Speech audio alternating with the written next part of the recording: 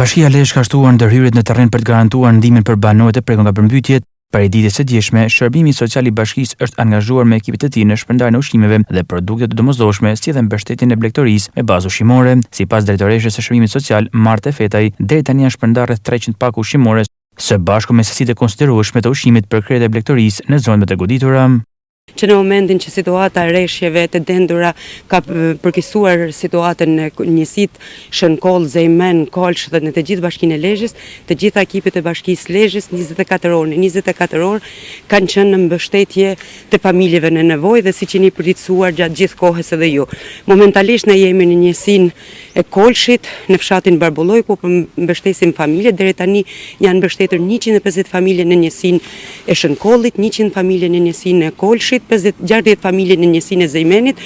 Përveç të tjerave janë mbështetur me dengje bari dhe me ushqime për kafshët, afërsisht deri tani 100 dengje bari dhe 2 ton ushqime për kafshët. Bashkia Lezhës me të gjitha ekipet e veta është në çdo moment në territor. Në momentin që situata u përkeqësua, pasi ju e dini që Bashkia Lezhës ka pakë ushqimore për familjet në nevojë, direkt janë bler pakut e para se të na vinin pakut të mbështetjes nga rezervat e shtetit dhe janë shpërndar me ushqime siç i kanë dashur familjarët në ato momente, familjet e para që ishin me ujë.